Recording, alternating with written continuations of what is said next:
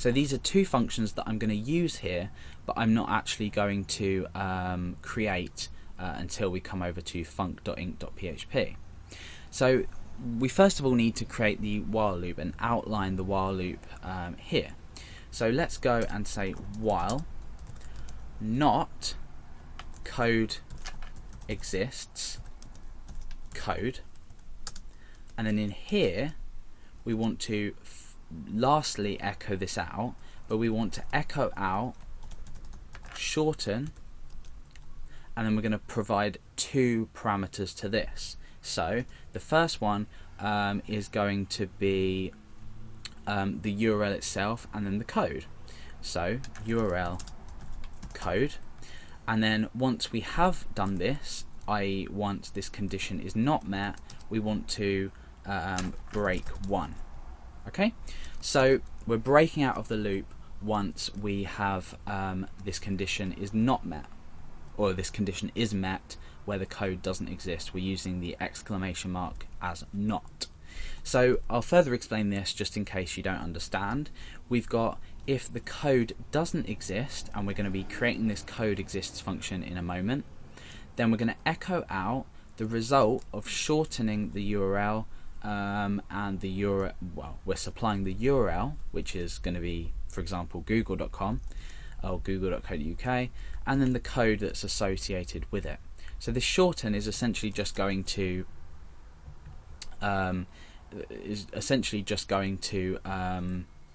shorten our insert our record into the database, the URL and the code. So we've got URL and code, we're inserting these two values, and then the function is also going to return the code. Okay, and then we're going to break, and then that's it, we're done. We've inserted it, and we've already echoed it out here.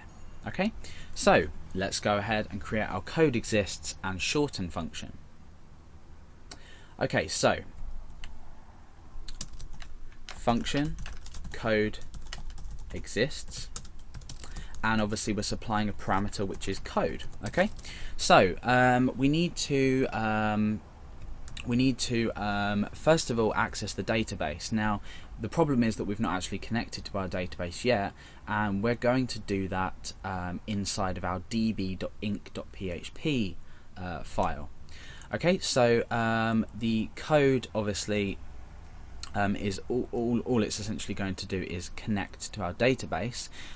So we have the MySQL connect function, and this is going to connect to our server, and then we're going to be using the MySQL select DB function to actually select the database. So let's enter our credentials here. In my case, they're obviously going to be different to yours. I'm connecting to localhost because generally that's what you would use to connect to the current server that this is running on. And we need a username, which in this case is min_Alex, and then we need the password. So let me just copy over and paste in my password. Okay. The database that we're connecting to is, if we open up PHP MyAdmin, we've got min_Shortener, so that's the name of our database, min_Shortener. Okay, let's put the E in there. Okay, so we've connected to our database, and now we need to include this in our function.inc.php file. So include db.inc.php. So this is going to connect to our database with this data here, and then we're going to come down, and this will allow us to actually connect to our database and check if our code does actually exist. Okay, so pretty straightforward if you've used MySQL databases before. Okay, so our code exists function is, first of all, we're going to create a query, code exists, code exists, and that's going to be equal to MySQL query, and then inside here we're going to actually create the query. Now the query is going to be select count, so we're using the count function, and in brackets we're specifying, you know, where we're counting from, and this is where our URL ID comes in. So we insert URL ID, so this is going to return the number of rows essentially. Okay, so we're selecting the count URL ID from, and our table name. So our table name is URLs. Okay, where code is equal to, and then in here we have the value of the code that we've passed to this function, which is code. Now the one thing that we do need to do is we need to escape this data, so it can't be, we can't perform an SQL injection. Now obviously we there's no user input here. However, just for security, we're going to say code is equal to MySQL real escape string code. So if you're unsure what this function does, you can look at the MySQL tutorial series on the PHP Academy channel, and you will look into security there, or go over to php.net and look this up in the function library.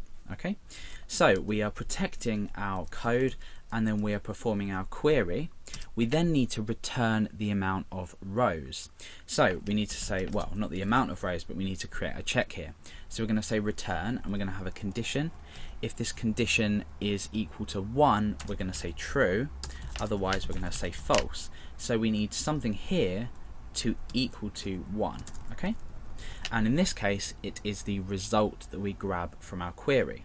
So MySQL result, in brackets we say code exists. We're taking two parameters in this function, which is the query that we've run, which is here, and then the basically this is usually the record count, or where the record we're starting from, and we'll only return 1 here because we're just counting with this query. So essentially what this here does, which I'm going to highlight now, is return the amount of rows that we select with this condition here. So for example, if the code is already in the database, we're going to return the value of 1. Okay. If the code isn't, in fact what we can do is at the end of here we can put limit 1. If the code does exist in the database, we're going to return true. We're returning true. Otherwise we're returning false. So if the code doesn't exist, when we use the function here, this will return false. So while not false or while not true, remember what we're returning is true or false, then we do this. So if we say if not code exists, so if the code doesn't exist, we do this. If the code does exist, we don't do anything. We basically loop through until the code doesn't exist. This means that if the code does exist on first loop, then we loop again until it doesn't exist, and we regenerate our code. And in actual fact, the way I've written this out now is not going to work. So I'll tell you why. This is a mistake that I've just made. The code is going to be generated here with the gen code, the function we've already created, and it's going to be assigned to this variable code. It's then going to consistently check this static value that we've already created. So the way around this is, if we take this gen code here and we get rid of it and we put it inside of here, we're going to constantly update this. So if code doesn't exist and we generate a code, or in fact what we need to do is say code equals, so we're assigning this every time we loop. So if this code that's generated here and put into this variable here does exist, we then loop again, but this time we regenerate a code because we include it in this while condition here. Okay, so as opposed to defining it here, which would just input 1, which would just, will have a static value to it, we have a dynamically generating value just in case it does exist. So hopefully that makes sense. Okay, so now what we want to do is go ahead and test out our page to make sure everything's working.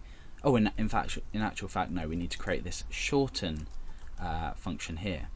Let's just go ahead and get rid of that for now and put code there just so we know that this works. Okay, so let's upload our files that we've updated. There's 3 of them, and let's come over to here and here. Right, okay, so www.google.com co.uk, press enter. Okay, so successfully shortened, we've generated this code. Let's go ahead and do it again. And there we go. So everything's working. Now we can go ahead and we can restore that function there, and we're going to create this shorten function. Now, like I said earlier, shorten is just essentially going to take the URL that the user's typed in, which is here, and it's going to insert that next to a code, okay, which would then later, when we create our htaccess and then add the function in index.php, or create the redirect function in func and call it from index.php, we can actually redirect the user. But we're not going to worry about that for now. We're going to take it one step at a time.